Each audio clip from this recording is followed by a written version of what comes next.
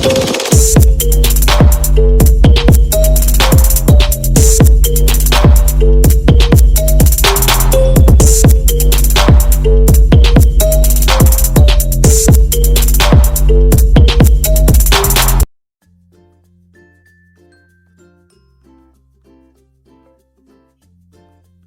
আসসালামু আলাইকুম। কেমন আছেন? আশা করি অনেক অনেক ভালো আছেন। আমিও আলহামদুলিল্লাহ ভালো আছি। আজকে তো শবে বরাত, আমি গরুর মাংস রান্না করব আলু দিয়ে ঝোল করে, আর রুটি বানাবো। আর আমি একটু আজকে মাংসটা বেশি পরিমাণে নিয়েছি, কারণ এখানে 3 কেজির চেয়ে একটু কম হবে। আমি আমাদের আর পাশে দুজন গরিব মানুষ আছে, তাদেরকে রুটি মাংস দিব, এই জন্য একটু বেশি পরিমাণে নিয়েছি। আর রুটিটাও অনেক পরিমাণে বানিয়েছি বেশি করে। তো আর কথা না বাড়িয়ে এখন আমি মাংসটাকে কীভাবে রান্না করবো সেটাই আপনাদের করে দেখাবো। বিসমিল্লাহির রহমানির রহিম। প্রথমে আমি একটা ফ্রাই প্যান বসিয়ে দিলাম চুলাতে। এখন আমি পরিমাণ মতো তেল অ্যাড করে দিব। এখানে 1 কাপের অর্ধেক পরিমাণ তেল আছে, আমি দিয়ে দিব 1 কাপ পরিমাণ পেঁয়াজ, দিয়ে দিব এলাচি, দারচিনি, লং এবং তেজপাতা 4-5টা করে দিয়ে এখন সবগুলো ভেজে নেব বাদামি কালার করে। পেঁয়াজটা কিন্তু প্রায় বাদামি কালার করে ভাজা হয়ে গেছে। এখন আমি আদা রসুন পেস্ট, হলুদের গুঁড়া, মরিচের গুঁড়া সব অ্যাড করে দিই। এই যে এখানে মরিচের গুঁড়া 2 চা চামচ এবং আদা রসুন বাটা 2 চা চামচ করে 4 চা চামচ এবং ধনিয়ার গুঁড়া এবং আমার হাতে গরম মশলা এবং হলুদ, পরিমাণ মতো লবণ, আমি সব কিছু একসাথে দিয়ে দিব।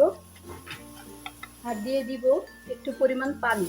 এখন আমি ভালোভাবে এটাকে কষিয়ে নিব প্রায় 2-3 মিনিট।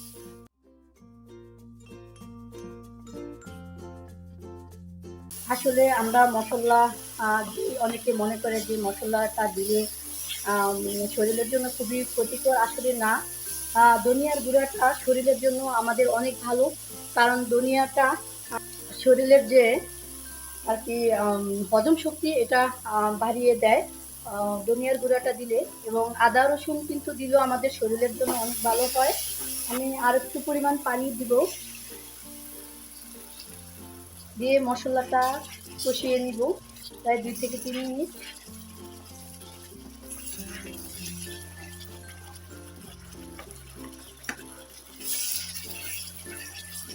আসলে আল্লাহ তাআলা প্রত্যেকটা জিনিসের ভিতরে আমাদের ভিটামিন সি এবং ডি সব কিছুতেই দিয়েছে আমাদের শরীরের জন্য। আদা রসুন এবং রসুন বাটা এবং মরিচের বাটা সবই কিন্তু উপকারী জিনিস আল্লাহ এই পৃথিবীতে পাঠিয়েছে, তাতে কোনো সমস্যা নাই। এই তো আমার কিন্তু মশলাটা কষানো হয়ে গেছে। এখন আমি দিয়ে দিব গরুর মাংসটা।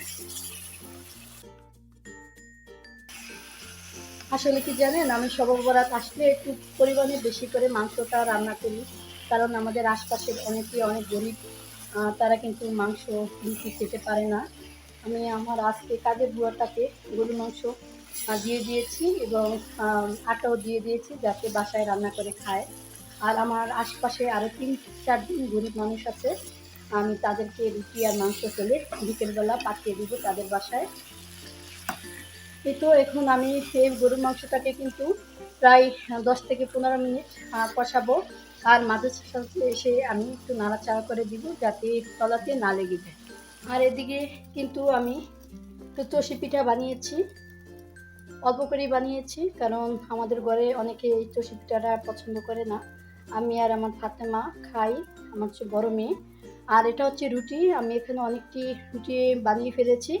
এই রুটিটাকে এখন আমি ছেঁকা দিয়ে নিব, আর চষি পিঠাটাও আমি রান্না করে ফেলবো। এই তো আমি একটা ফ্রাই প্যান বসিয়ে দিয়েছি, আর ফ্রাই প্যানটা গরম হয়ে গিয়েছে। এখন আমি রুটিটা ছেঁকে নেব।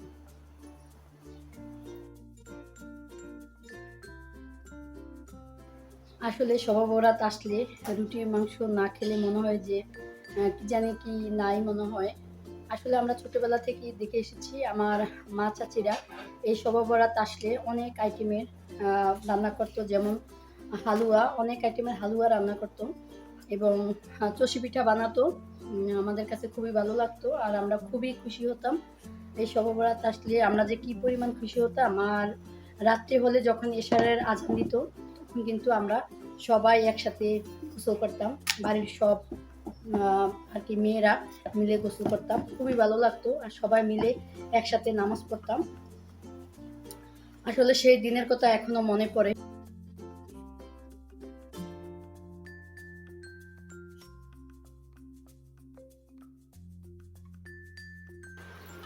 দেখি মাংসের কি অবস্থা। দেখতে পাচ্ছেন মাংসটা কিন্তু অনেক সুন্দরভাবে কষানো হয়ে গেছে। আমি এখন এর মধ্যে দিয়ে দিব আলুটা, কারণ আমি চেক করে দেখেছি মাংসটা সিদ্ধ হয়ে গিয়েছে।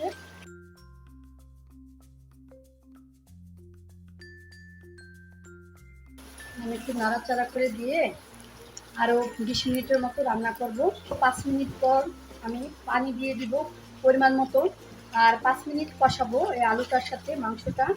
তারপরে আমি পানিটা অ্যাড করে দিব, দিয়ে দিব এখানে 5টা কাঁচামরিচ এবং একটা ছোট সাইজের রসুন আছে, আমি ছুলে নিয়েছি, এটাকে দিয়ে দিব। এখন ঢাকনা দিয়ে ডেকে আমি 5 মিনিট রান্না করব। আর এদিকে আমি কিন্তু রুটিটা ছেঁকে নিচ্ছি। আমার প্রায় সব রুটিগুলা ছেঁকা হয়ে গেছে। আমি মাংসটা হয়ে গেলে আপনাদের সামনে সাজিয়ে দেখাবো। দেখতে পাচ্ছেন রুটিটা কিন্তু অনেক সুন্দরভাবে ফুলে উঠতেছে। আসলে রুটি যদি ফুলে ওঠে তাহলে কিন্তু দেখতে খুবই সুন্দর লাগে এবং মনের ভিতরে একটা খুশির ভাব আসে। আর আমি যে রুটিটা বানাই এই রুটিটা কিন্তু রাত্রে 10টা-11টা পর্যন্ত একদম নরম তুলতুলে থাকবে। আমি এভাবেই রুটি বানাই সব সময়। আর আমি একসাথে অনেক রুটি বানিয়ে রাখি ফ্রিজে, পরে আস্তে আস্তে আর কি যে কয়টা লাগে আমি ছেঁকে নিই।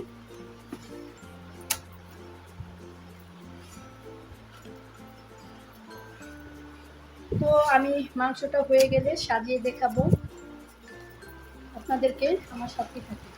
এই যে এদিকে কিন্তু আমার মাংসটা রান্না করা হয়ে গেছে। এখন আমি জিরার গুঁড়া অ্যাড করে দিব, 1 চা চামচ পরিমাণ জিরার গুঁড়া অ্যাড করে দিলাম। আর এখন আমি চুলাটা অফ করে দিব।